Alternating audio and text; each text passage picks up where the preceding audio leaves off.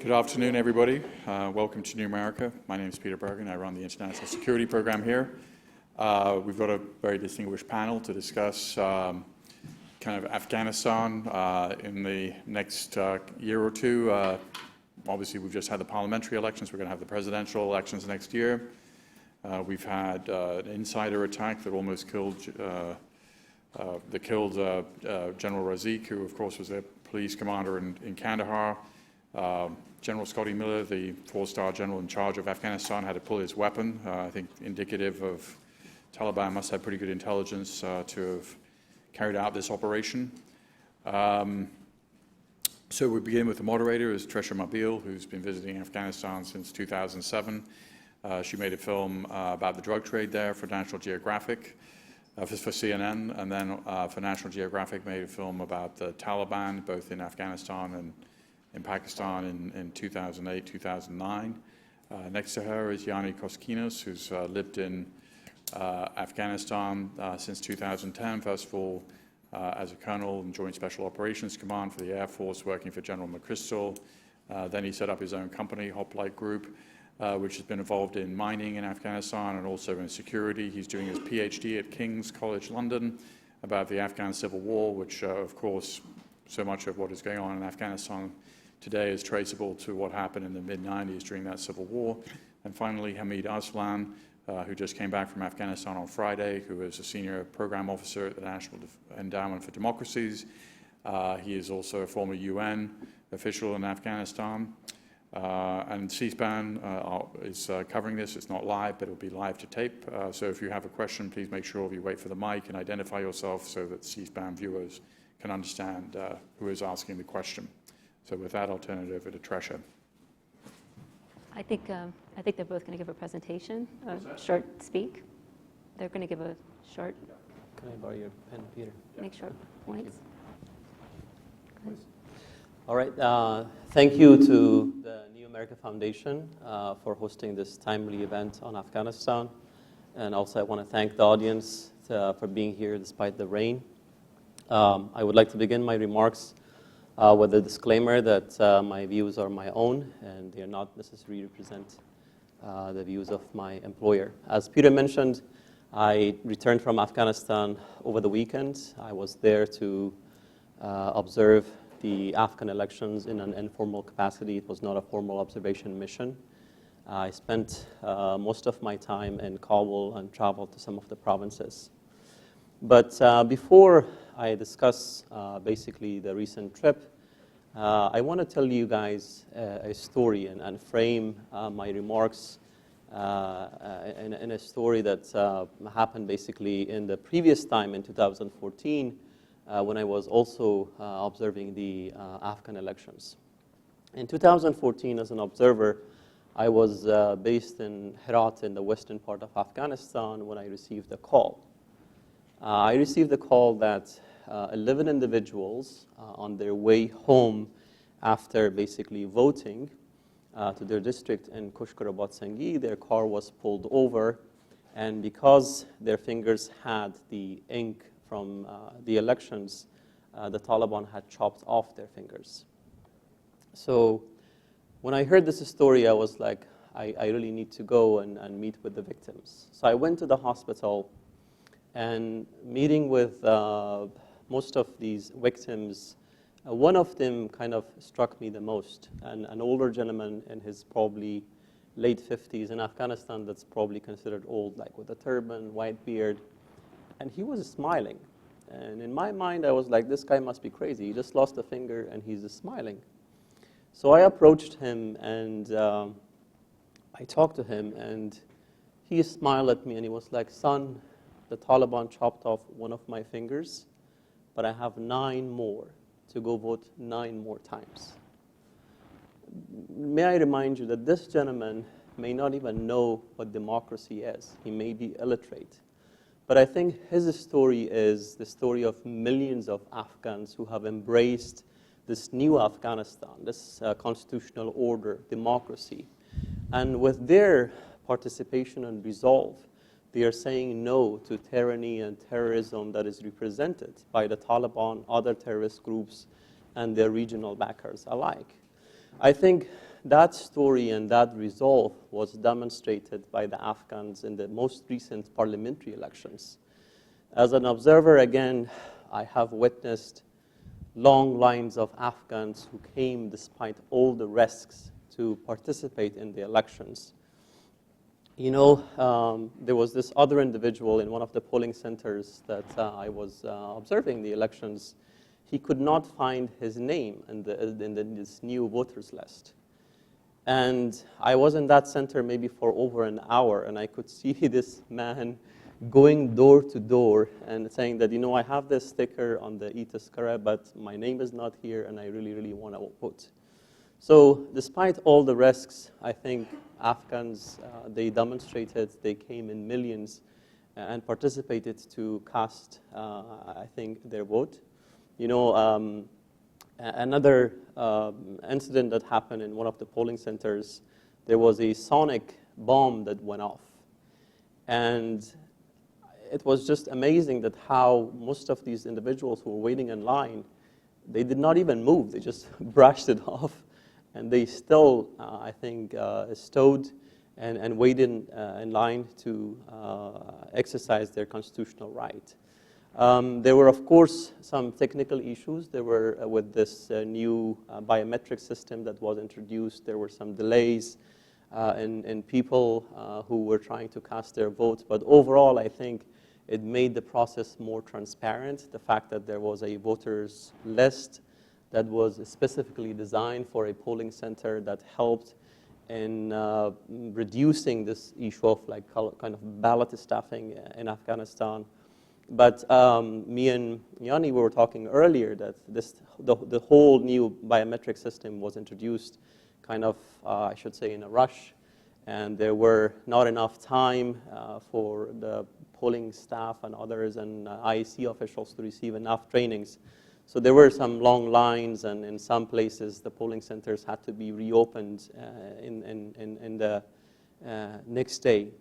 But overall, when you were talking with Afghans and Afghan civil society, they saw the process as a victory, especially on the parliamentary front, on the candidates front, that there were a lot of young Afghans who nominated themselves as candidates in this process.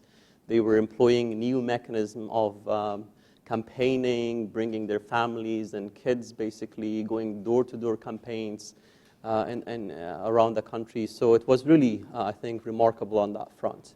The other big issue or big elephant in the country when I was there is this potential talks or peace with the Taliban.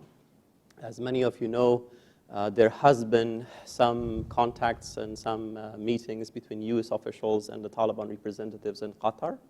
And there are going to be probably some talks in Russia in the next few days, which recently, just yesterday, the Afghan Foreign Ministry announced that no Afghan officials would participate in an official capacity. But I think there will be some representatives from the High Peace Council, that is an independent body, will participate in this process. A few key things that I think I want to highlight on the peace front is that the Afghan people, they do want to have peace, and they have demonstrated how forgiving they can be. You know, I lived in Afghanistan. I lived under the Taliban. And when the 3-day ceasefire happened in Afghanistan, I was amazed by how forgiving the Afghan people can be. Like, thousands of Talibans, hundreds of their members during those 3 days of ceasefire, they came from their fighting posts to the villages, to the city centers. And the Afghans, they didn't forget the atrocities that they're committing. They're literally killing them every day. It's a terrorist organization. But there was no single incident of an Afghan stabbing a Taliban member by whatever they're doing or killing them. Instead, they were basically taking selfies with them. So the story is that really, you know, the Afghans, they do want to have peace. But I think the peace process should not be a top-down model. It should be rather a bottom-up model where all Afghans are engaged from the village level to the district level to the provincial level. The Afghan civil society, I work for the National Endowment for Democracy, we work with civil society. The civil society, the women, media groups, they have to feel that they are included basically in this process. I don't think we can achieve peace in Afghanistan behind closed doors. And when it comes, I think, to the negotiation process itself, because it hasn't started yet, there are talks. And in my view, that those negotiations, they have to be Afghan-owned and Afghan-led for the process to be long-lasting, and it's an inclusive peace process. I think I'll stop there, and then I'll be happy to engage in questions and answers. Thank you. Thank you, Hamid. Again, I'll echo your comments that in this town, there aren't that many organizations, unfortunately, that are paying as much attention on Afghanistan as they should. New America has always been very supportive of that, and I deeply appreciate it.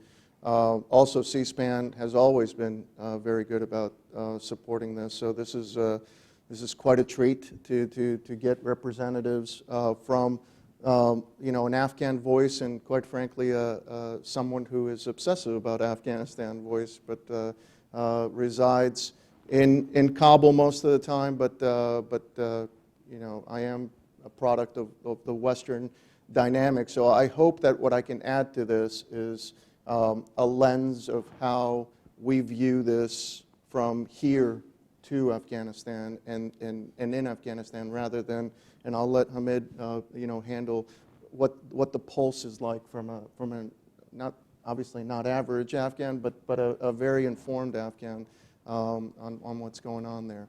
So with that in mind, let me just throw this starting point for the discussion and look forward, obviously, Treasurer's questions and the audience's questions.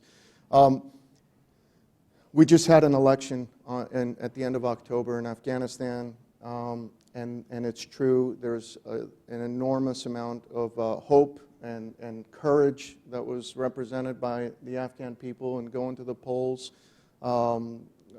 Inefficiencies aside, at the last few weeks, I think this has been one of the most anticipated votes in the last 5 years. The parliamentary elections were 2 years plus late in the making. So the fact that they were held actually as a starting point is quite important. And I think the West views that as a milestone achieved, albeit, like I said, not efficient or however else we want to characterize it.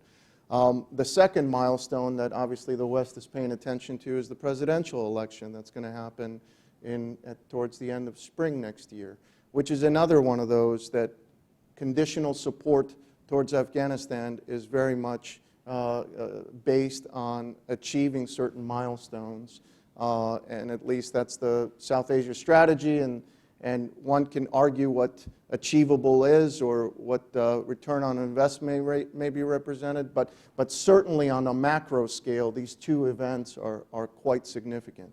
And they're significant for another reason. Tomorrow we have elections here in this country, our midterm elections. You may have, whichever side you lean on, you may have different opinions about what is going to happen, and the informed opinions were not exactly 100% accurate during our presidential election. So there'll be some surprises, I'm sure, but nevertheless, there's going to be a policy reflection based on this election, at least in Congress, congressional and senatorial perspective. But the president is also, up for re-election, and I know it seems like, very far away, but in 2 years, we're going to have elections again here, and no doubt the issue of Afghanistan, although it may be tempered in some ways with all the other things that are going on there, what happens to Afghanistan is certainly up for grabs. And I think personally, although I have no information that would support this, but my gut feeling is that that decision is probably coming sooner than the 2020 elections. I think it's going to become a much more interesting for the president reflection post this election, and he'll have more time to spend on it. But let's not forget that President Trump, his initial gut feeling was not to support the expansion of the mission or the continuance of the mission as it is now. He was convinced to to stay the course in Afghanistan and in some ways reintroduce certain capabilities there and put some more attention on it. That is not guaranteed. And that we stay this way, that he changes his mind once and he could possibly change his mind again, is something that we need to take stock of. So again, in the characterization of what just happened, great, important, and what's going to happen in May is also superb, supremely important. But how it's viewed here, there's a lot of skepticism, there's a lot of concern about whether or not the mission is still worth it. So we have to earn it every day. For somebody who is an absolute supporter and believes in the mission, I've committed my life to it, that Afghanistan's sovereignty and quite frankly, the freedom that it represents there is a beacon that we need to, reinforce. But we have some work to do because I think the odds are completely stacked against us always in the context that people are looking for reasons to not stay, not necessarily looking for reasons to stay. And what I hope this discussion brings is it reinforces, or at least in my mind, and I'm sure Hamid would agree, there are many, many reasons why we should stay, and an enormous cost if we stay out.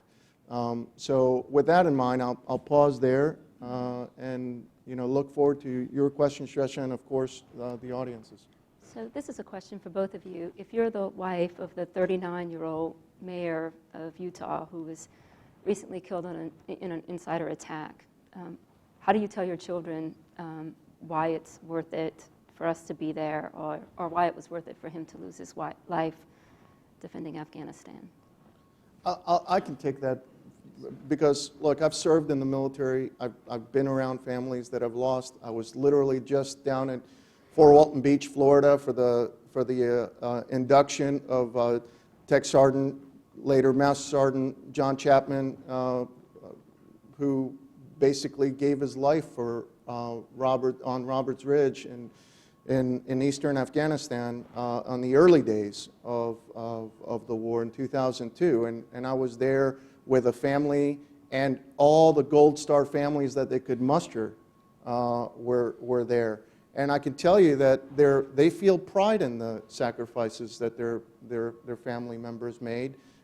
They believe in what they did because those individuals that went there believed what they were doing was right. And I think that, I get chills even thinking about it because if I didn't believe that, I wouldn't be there. My kids, who are probably going to watch this because they always ask me, when C-SPAN's going to cover this. So I, to my kids that always see me leave and not be around them as they're growing up, to my partner, to my mom, to my dad, to the rest of my family, I mean, all of them sort of believe that what I'm doing is important. And so to that young, wife with 7 kids, it's not easy. I'm not, downplaying it. But I think that there's an entire support mechanism that believes in what that person did and what he was going after. And quite frankly, I do too. And I think she does. I think the children will. And there'll be all of us that will continue to remind them that their dad's sacrifice wasn't for nothing. What happens if the U.S. leaves Afghanistan? Let me just add to what Ioannis said, that, my deepest condolences at the personal level to the family of the fallen soldiers. But I just want to add one thing, that the Afghans, alongside with their American friends, they're fighting this war on terrorism, and 20 plus, terrorist groups basically at the front line. On a daily basis, there are tens of Afghans who are losing their lives basically fighting this terrorism. But like Ioannis said, their loss is not basically wasted in Afghanistan. If the U.S. were to leave Afghanistan, I think Afghanistan is not going to go anywhere. Afghanistan has been there for 5,000 years. The Afghan people have been there all this time. But the fact is that the Afghan government, the Afghan state, right now, we are not in a stage to be self-reliant. We don't have a strong economy to be able to support our military force in the foreseeable right now, at least in the next few years. Afghanistan does have a lot of resources. As you know, we have a lot of minerals. But for us to be able to extract those minerals, to be able to pay for our army, for our police, and for our state bureaucracy, until then, we do need basically the support from the United States and other international partners. Just recently, like a couple of weeks ago here in Washington, we had a couple of mining agreements that were signed between Afghan and American companies in Afghanistan to be able to extract basically those minerals out of Afghanistan. The level of trade and the level of export in Afghanistan has increased significantly because of the air corridors that the president was able to negotiate, with other countries, exporting products to India, they're exporting products to Europe, to China. So basically, Afghans all trying. They know that the problems of Afghanistan are their own problems, and they have to own it. But if the U.S. were to abandon, Afghanistan, we are in a region where we are not, to say it politically, we don't have so many friendly neighbors towards us. And I think there are a lot of regional actors who do not want to see a democratic and a stable Afghanistan. I think they would probably want to see to treat Afghanistan kind of like a client state.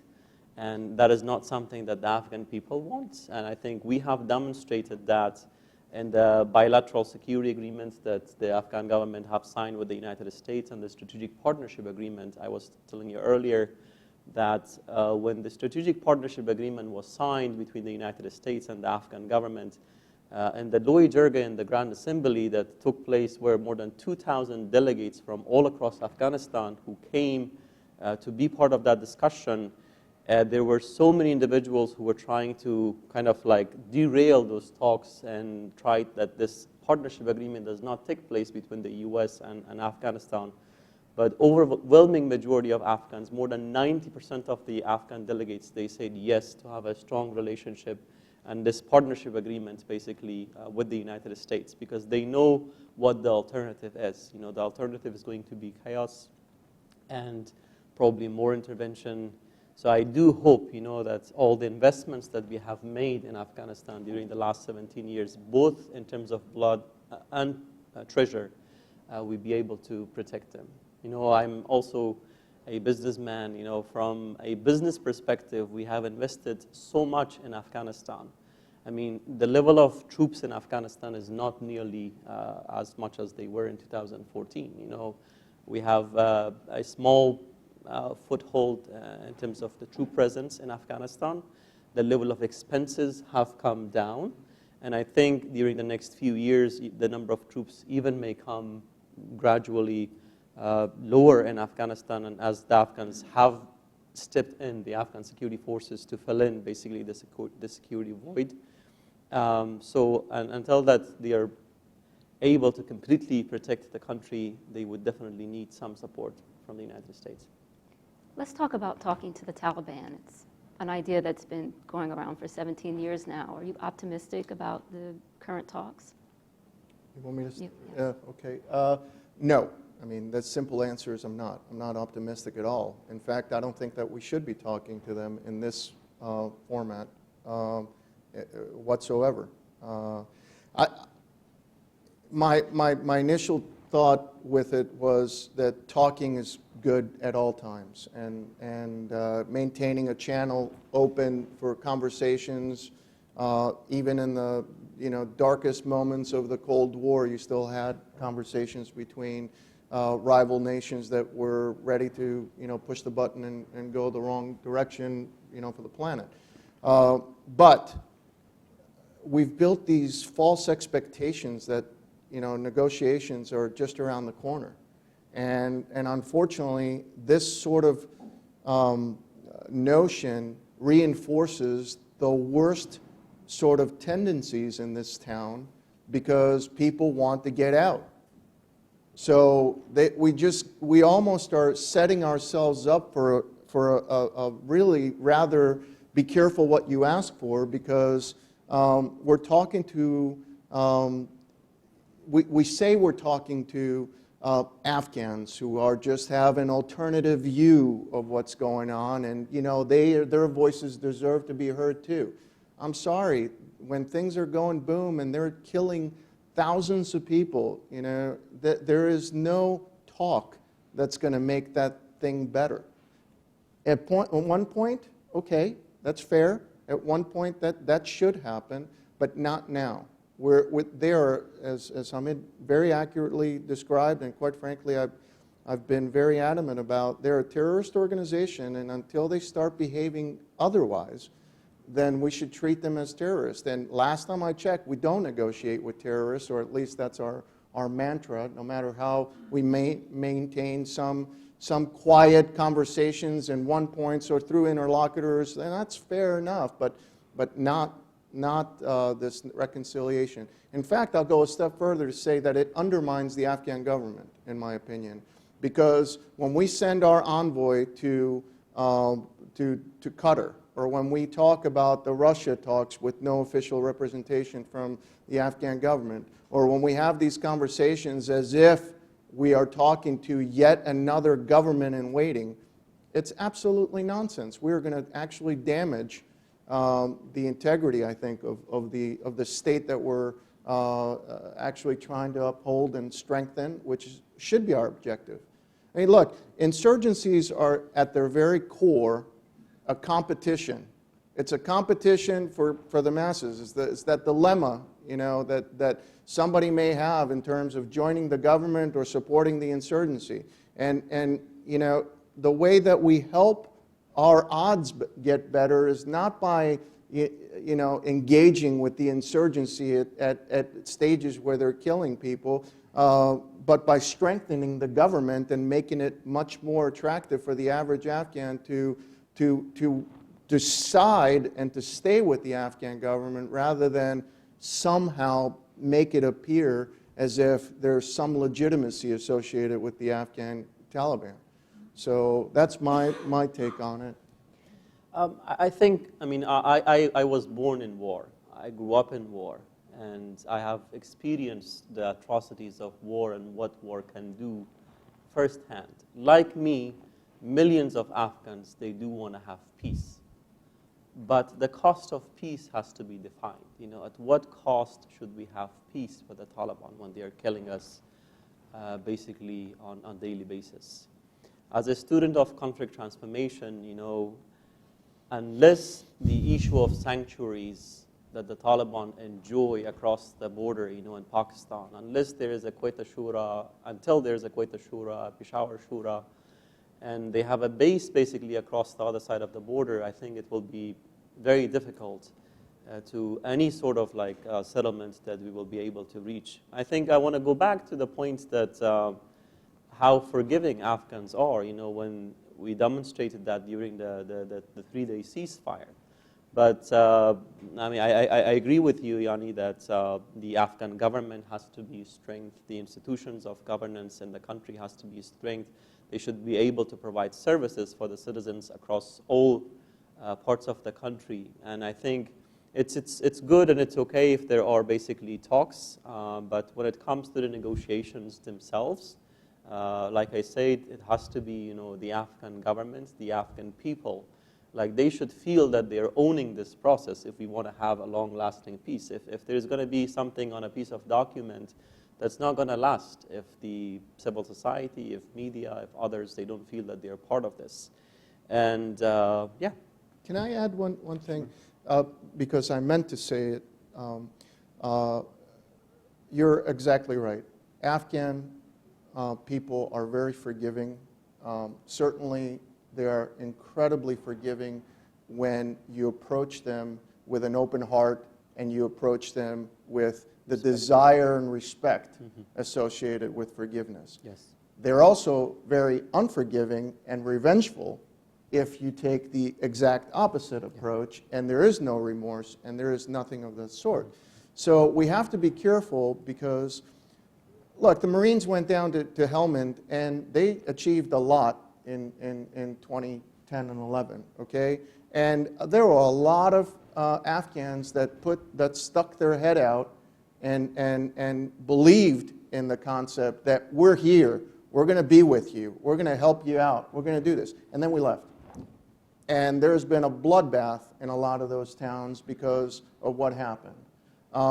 We can say that about other places too. And the point here is that forgiveness is an incredible concept that belongs with people that behave in norms, you know, within norms. When somebody comes out and actually behaves in that way, I'll be as forgiving as anybody can be. I'll be the best Afghan in that context. But when they don't, and they're killing people, Yes. left, right, and center, and the great example of the 3-day ceasefire, every Afghan I know had the greatest admiration and sort of good hope that this is a change. But you know what? Those people started killing at alarming rates immediately after that. So they know how to switch on and off, okay? They haven't switched off. So when they're ready to switch off, let's talk.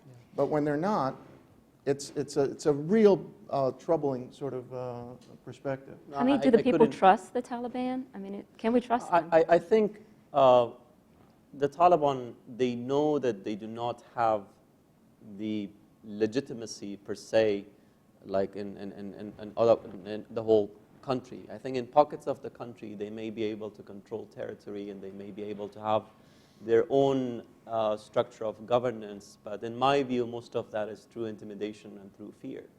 I think the last 17 years, the country has really, really transformed.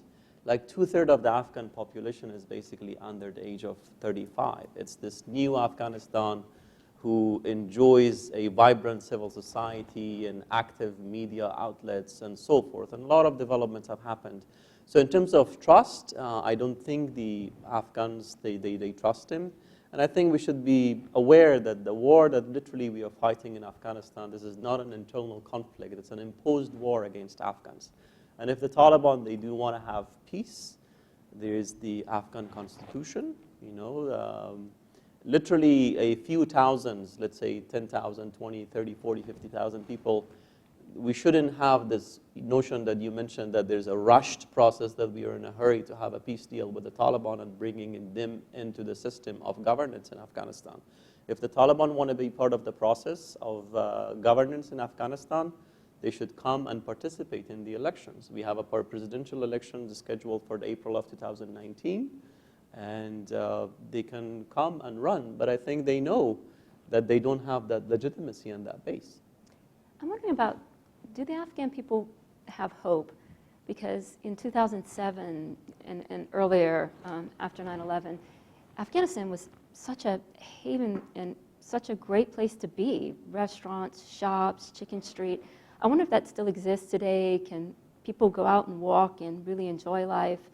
And what went wrong between then and now? Why are we in a position where there are so many attacks in Kabul, and it just, for a Westerner, it doesn't seem like a safe place to be? I know an Afghan may have a different perspective. I think I will begin. For me, you know, as an Afghan American, of course I have to be careful, like where I go to meetings and things along those lines. But life really is normal. Restaurants are open, they're open, people go out to dinner, they have parties. You know, when I was in the country, literally there was a bomb that went off, like that took some casualties, and I got an invitation like a few hours later that there's a dinner.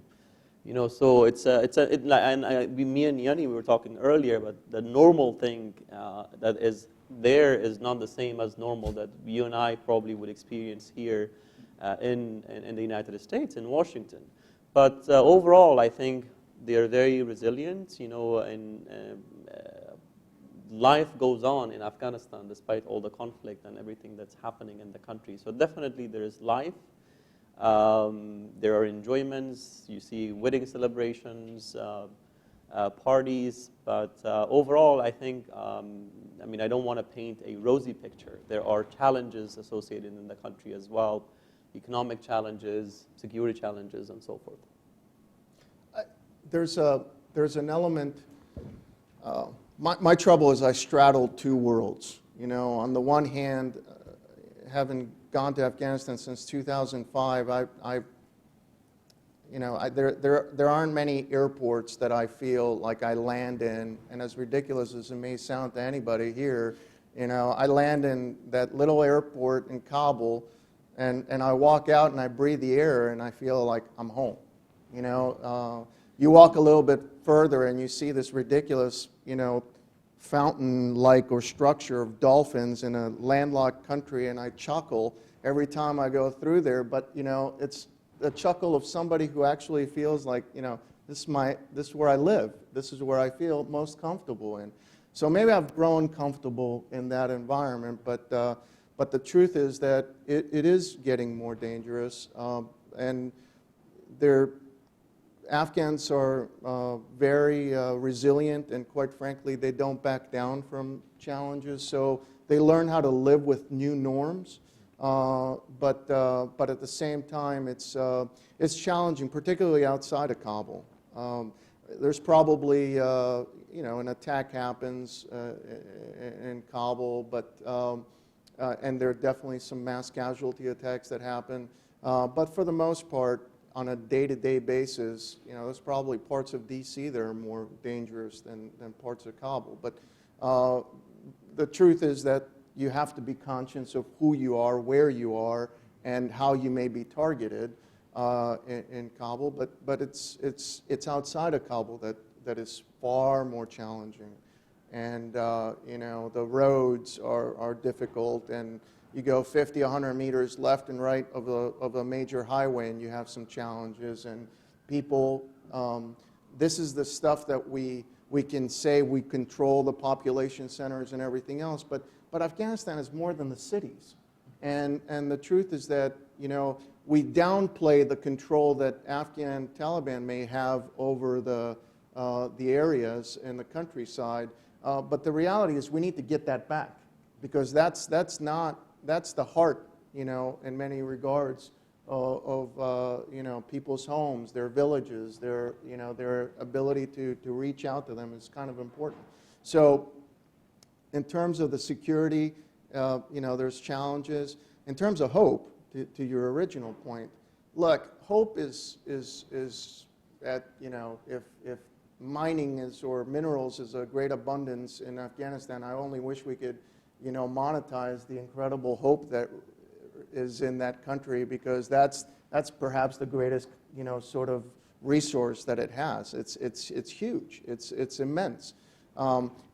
Where we fall short of is delivering on promises that keep that hope up.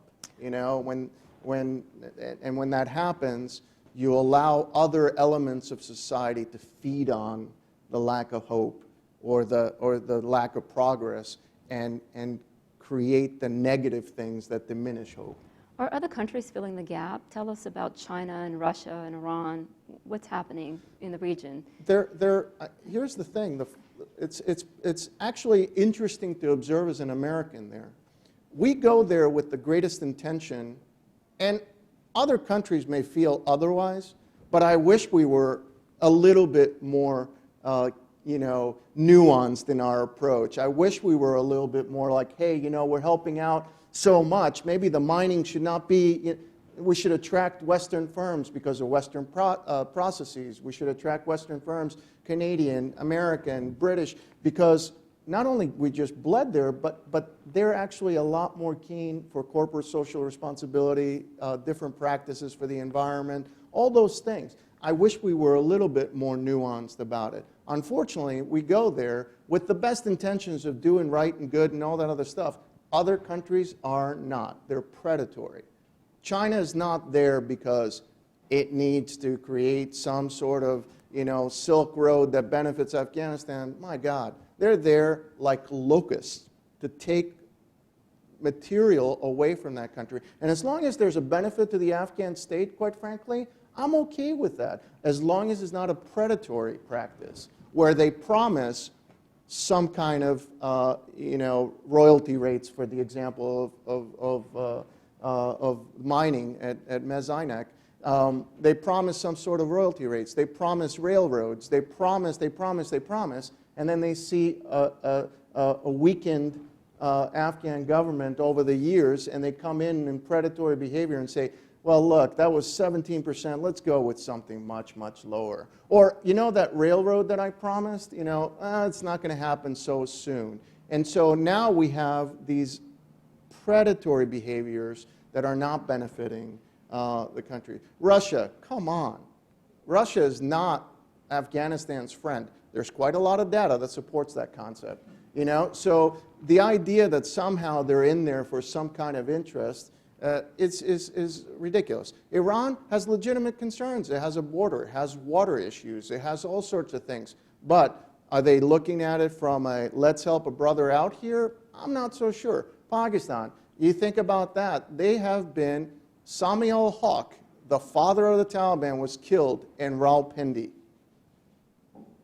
a few days ago. Okay? These walk amongst them.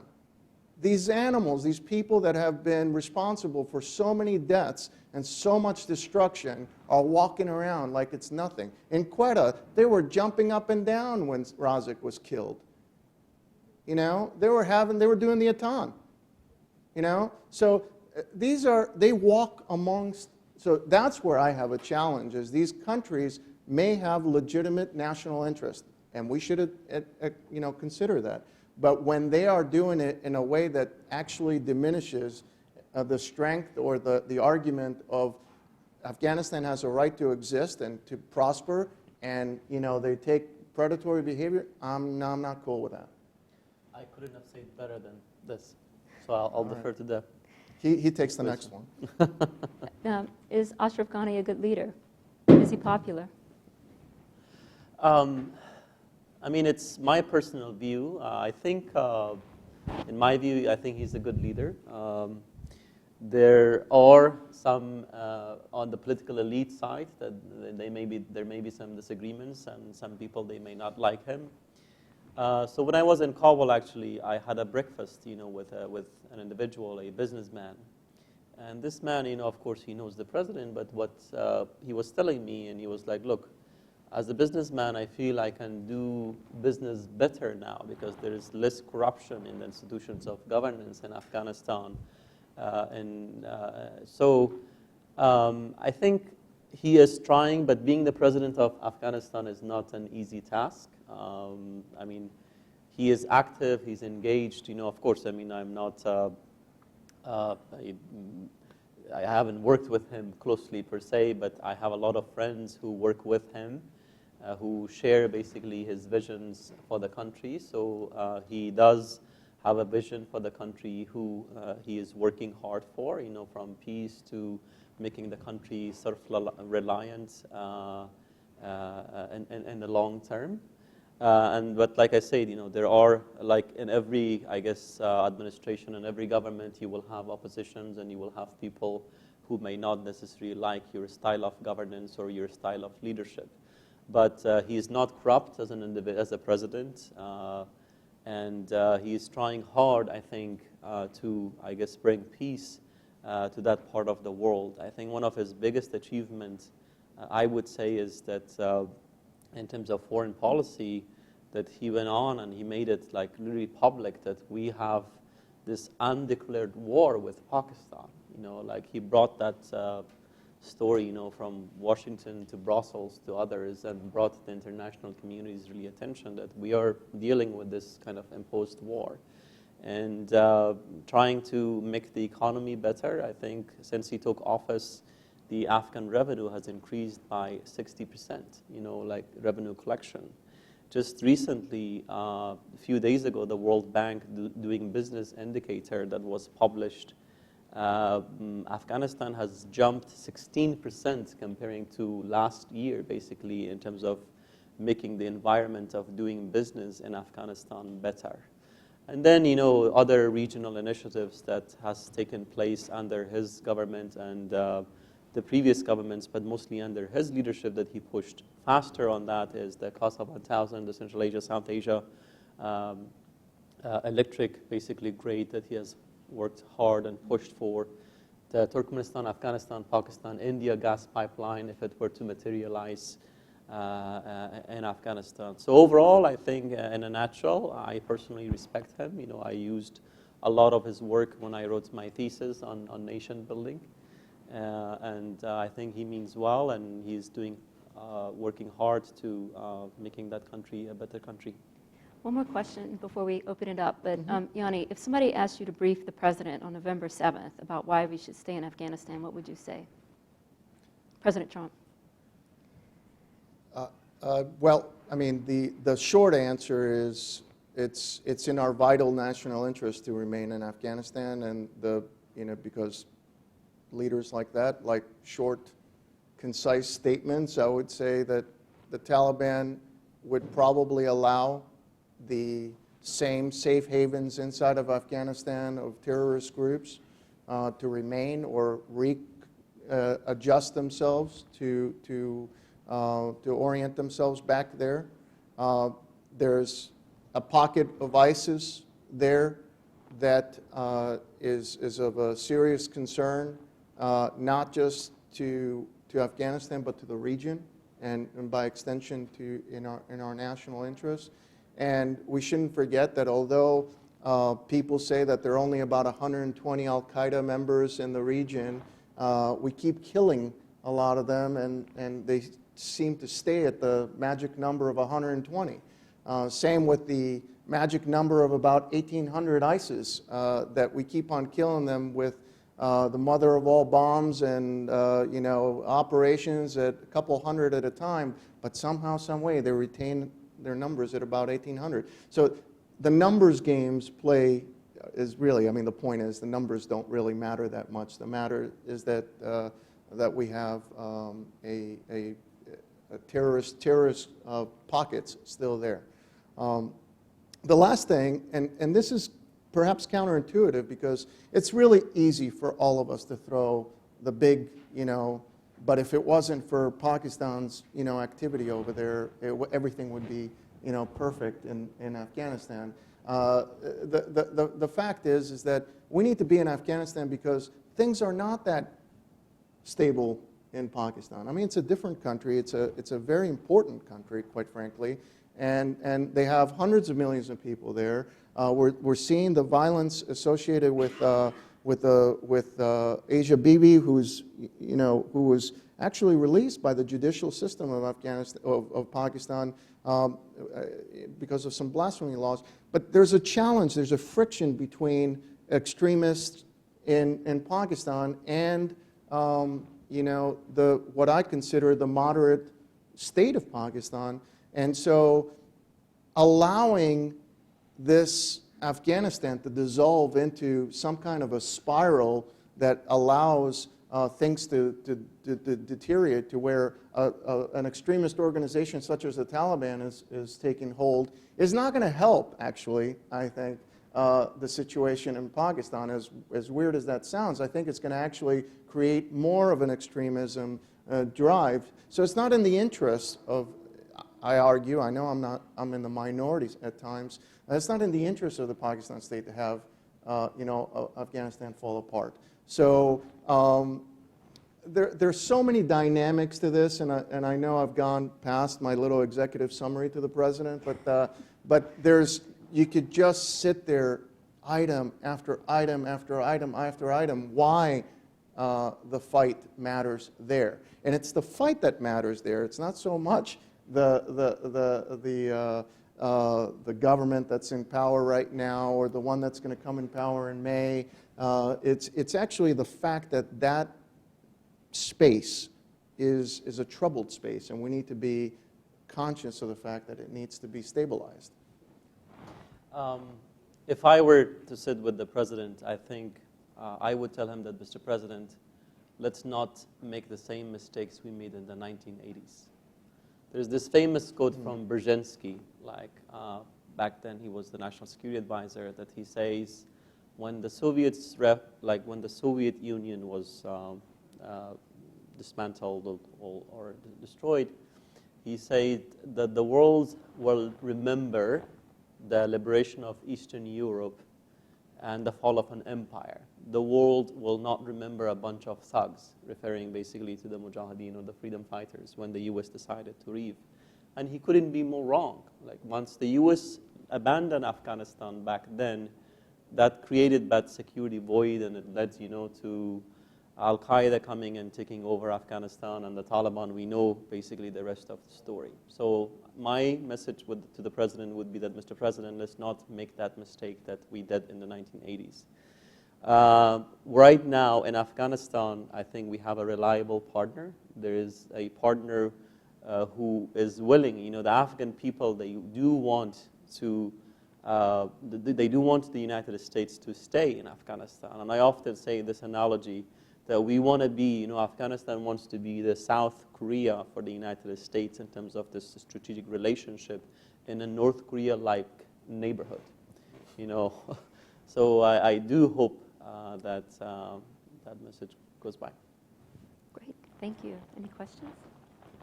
Ali from Pakistan, Excuse me. And please state your name and your affiliation. Ali from Pakistan Embassy. I have a question which I'll try to be as short as possible with three parts. And first is this, that it seems that everything is going to a good extent good in Afghanistan. But how would you, both of you, respond to the cigar report released on 30th of October, which says more than 55% or less than that is in the control of Taliban. And secondly, corruption, drug, and all of these are internal to Afghanistan. And US has no primary objective in Afghanistan. And that's why probably this is happening, that it is no more in the Washington, D.C. circles. That's the first part. And secondly, since you've talked about the sanctuaries in Pakistan, and Pakistan always says that in the last 2 years, all the terrorist attacks which have reduced considerably in Pakistan have originated from Afghanistan. So both of you should be, that means Afghan as well as the US side, should be strict supporter of the border management, which Pakistan is right now doing individually, spending millions and millions of dollars. So why do we not see support from the Afghan or the US side for this border management? Because it is going to greatly reduce or curtail this cross-border accusations. And last one, just a deja vu regarding the Taliban and Samiul Haq, Maulana. I would refer to the statement by Hillary Clinton, where she clearly spells out who created the Taliban, who financed them about 2-3 decades ago. And what are your comments on that particular aspect? Okay, do you want me to start? Okay. I think I understood the first one. I'm sorry if I didn't, if you don't mind making sure I clarified. I don't think I've indicated that everything is going great in Afghanistan. I think to the contrary, I think we're in a rather dangerous glide slope towards negative outcomes in Afghanistan. The CIGAR report, I've read most of it, and I have to say that it sounds reasonable. It sounds reasonable that the percentages of Taliban-controlled territory, or for sure contested territory, have gone up. I think it's probably a little bit rosy in its approach. I think that we tend to put the plateaus of Daikundi and the mountains of Badakhshan in like government-controlled territory as in comparison to the more nuanced perspective. I can tell you from my vantage point of visiting the country and seeing different portions of it, I think it's much more dangerous than the CIGAR reports puts it. So the first answer is that we have to face the challenges and not pretend that they're not there. But I think that we've hurt our effort by, quite frankly, suggesting that we're somehow arresting the Taliban movement's momentum. We haven't. I think they're quite strong. In terms of the corruption, so I don't hog the entire time, I'll just mention this, and I'd be more than happy to discuss this with you at length. I think what happens with corruption is that, number one, if you don't tackle it, it's going to continue and get worse. But at the same time, when you put pressure on a system that's already under extreme pressure, and there is no clarity in terms of are we staying or are we leaving, corrupt people will go and eat more. they'll gorge themselves because they think that they have limited amount of time, and therefore it just becomes an even worse situation. And that's what we're experiencing in some ways. There's some areas that have been proved, but in many, predatory behaviors that are happening, I think it's probably, not so positive when it comes to trending.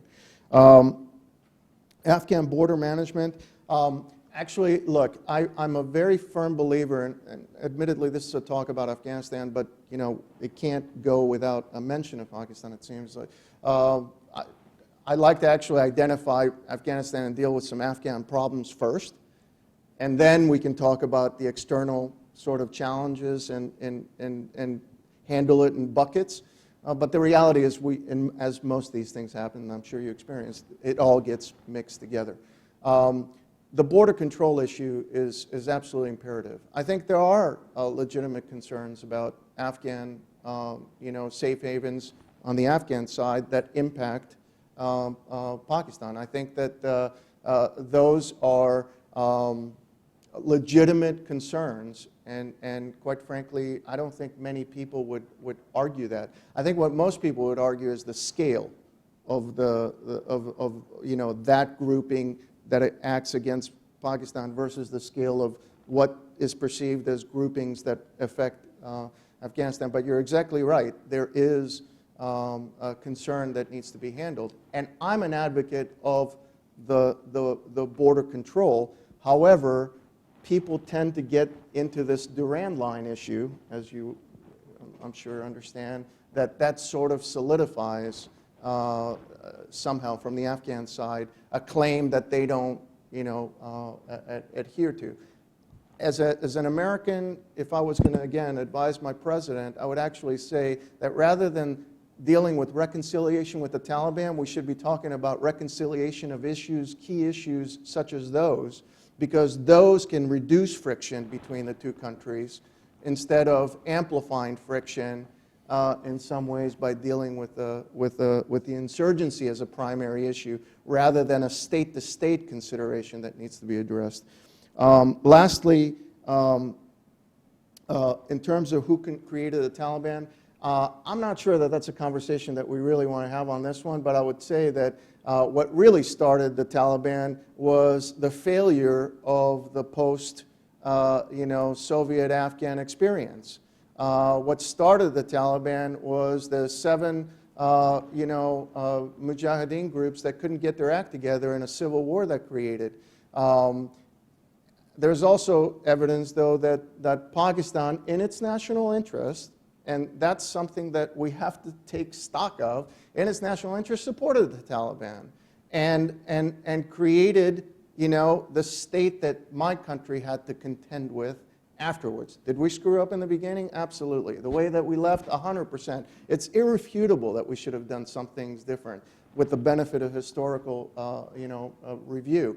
But when it comes to what happened afterwards and the fact that we dealt with a 9/11 in no small part because of the safe haven for al-Qaeda in Afghanistan, I think there's plenty of blame to go around on who created them.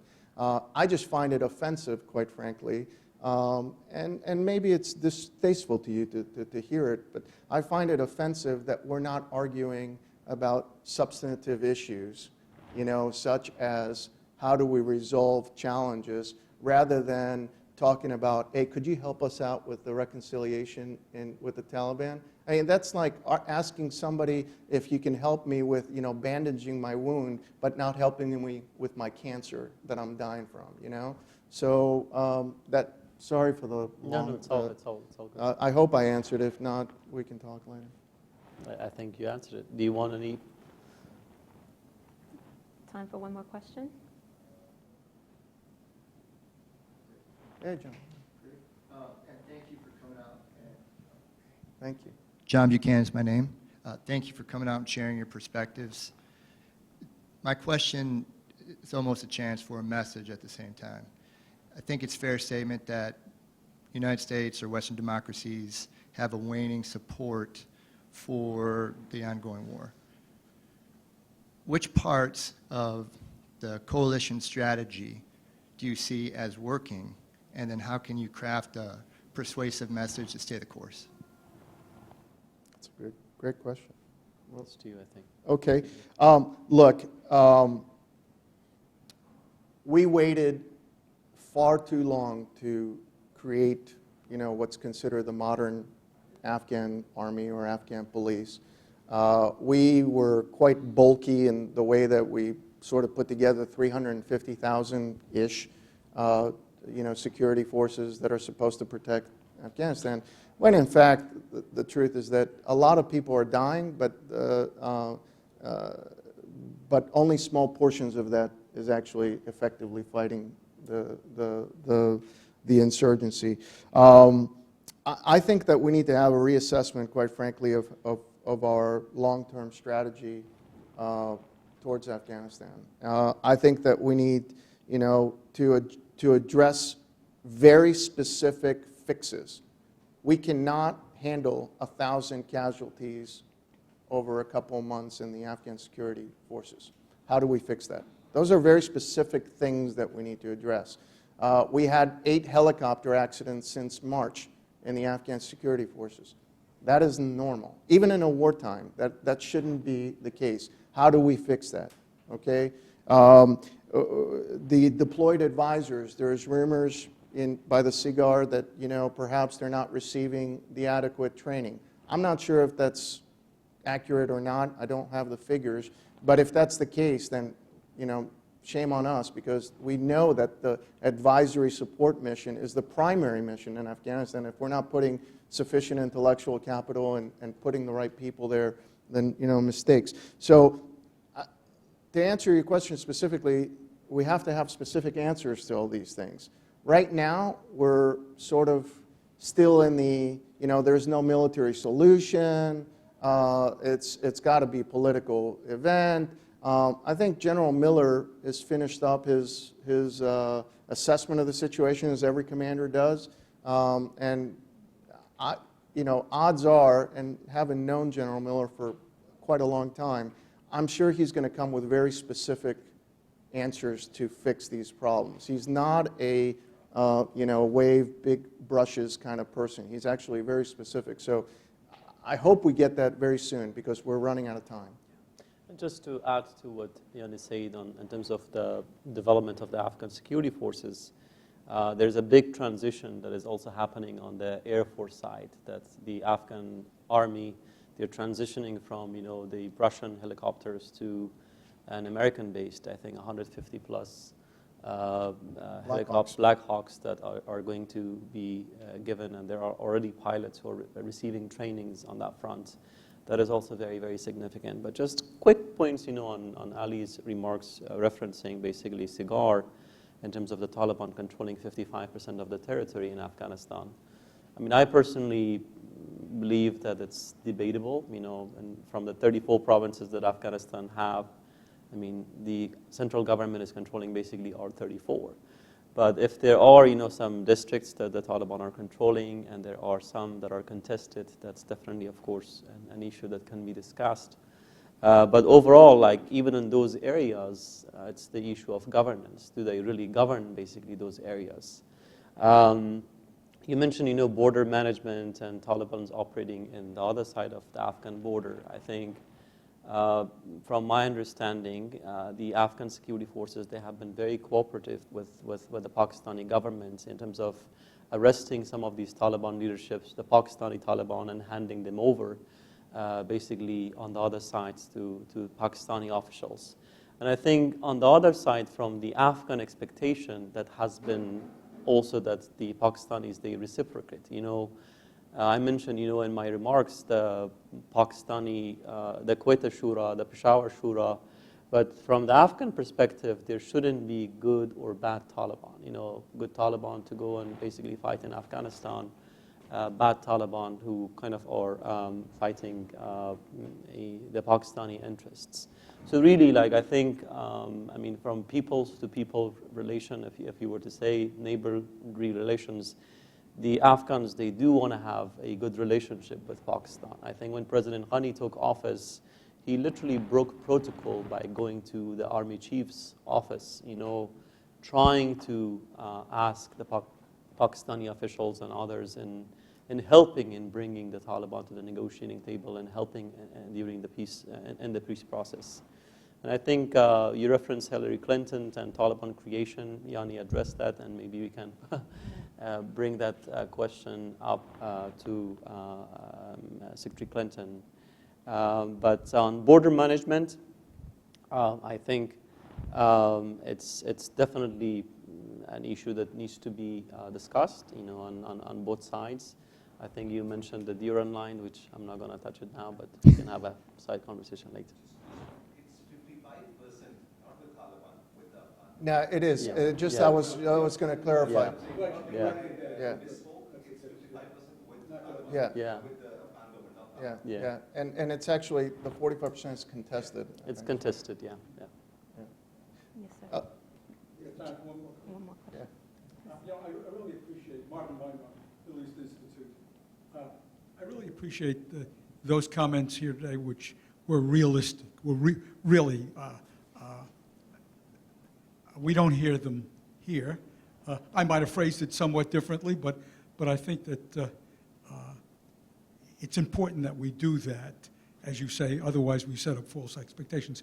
I wonder whether the basic problem here with negotiations is that we're under the assumption what it is that the Taliban just want a better deal.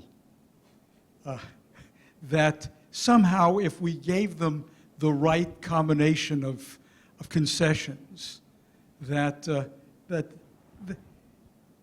they would say, well, okay, yes, we'll have a political party now, and we'll enter the political system.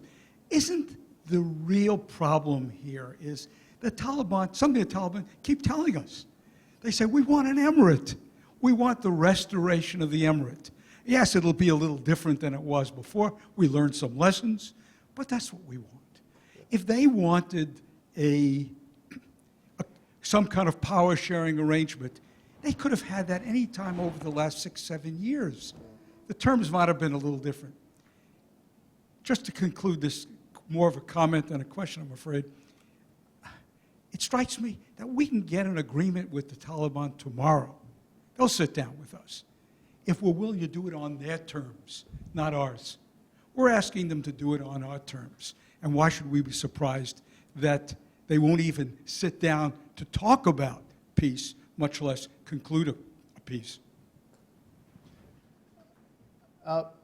Sorry, I mean, a couple of ad hoc sort of things. First, I'm sorry, John, I kind of brushed the Air Force portion out because I tend to over-focus on Air Force because I'm a former officer just like you. I actually think that if we didn't have the air component at this point, the percentages would look a lot different. So I think the Blackhawks, it's going to take some time for them to get up to speed.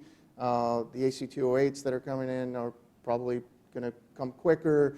The MD-530s, the C-130s, all that stuff is going to, the A-29s, they're going to keep on being, key components, and we need to strengthen that. We need to send the right people. I think you raised an incredibly important topic in terms of the reconciliation. One of the reasons why I don't think that it's the right time is, number one, like I said, I don't like, getting in conversations about resolving this while, being shot at. But the reality of it is, I'll take it if I think that there's something real. I just don't think there's anything real, like you said. When they come out and say, we want the U.S. out completely, and we want, they consider the government of Afghanistan a puppet regime that is not legitimate, and they want to completely, bring in a regime change. So their totality into their changes required for this to work maybe a good starting point, like, hey, I'll go high, you go low, we'll meet in the middle, but we're not buying carpets here. This is actually something much more significant. So I think you're right. I'll say in closing comments, because I assume that that's where we are. Look, there's President Trump was able to see the two Koreas meet at the you know, at a point, you know, at the DMZ where, you know, everybody said it's impossible, you know, that it's going to happen, and they did. I think that there are some, for all that we can say about tweeting and everything else, you know, he's achieved certain things that are, we didn't believe that it was going to be. You can be pro or against, but certain things, you know, he achieved in terms of the starting points. I'm not saying that we've actually achieved peace in Korea. I'm not saying that we've actually achieved, you know, the reality or materialized, but there's some things that have happened, you know. When it comes to Afghanistan, I think he was persuaded to do the right thing, and I'm obviously biased in my opinion, but we need to keep on adding the right mechanism for him to stay engaged, or otherwise we're all going to suffer. Pakistan's going to suffer, Afghanistan's going to suffer, Iran is going to suffer, the stands are going to suffer, because this is not good for anybody if Afghanistan, you know, goes down in flames. So with this, I appreciate again New America's take on this. Tresha, thanks for hosting it graciously. And Hamid, seriously a pleasure being on stage with you, and keep up the good fight. We need people like you involved in this. Thank you so much. You know, also to share, you know, a few things, Marvin, regarding your question that I want to highlight to you and the audience who are watching this probably live. Afghanistan of 2018 is not the Afghanistan of 2001 or 2000 or the 90s that the Taliban had their emirates. So that is something that we have to be aware of. This Afghanistan of 2018, on any indicator that you put the country since then, politically, economically, socially, you see advancements and improvement in the country. We have more women in our parliaments than the US has in its Congress here. There are more women in cabinet positions in Afghanistan than even we have here. Vibrant civil society, media. So the dream of the Taliban to have this emirate of Islamic Emirates is, I think, it's going to remain probably a dream. But one other quick point on the Taliban. In my view, the Taliban are not independent thinkers. I think the smart question is to ask Pakistan, really, that what is it Pakistan that want from Afghanistan and their assistance to help basically bringing the Taliban to some sort of a negotiating table. So one last point, I think, in closing, you know, Afghanistan genuinely has moved forward. You know, they are embracing regional initiatives. They do, you know, the Afghans, they do want Afghanistan to be developed and prosperous. They want to be living side by side in a peaceful neighborhood, you know, with Pakistan, with Iran, with other neighbors. But I think the Taliban, if they think that they want to come back and reestablish an emirate, that's going to be a tall order. Thank you. On that note, thank you very much. Thank you to New America. And thank you to Peter and to everybody else.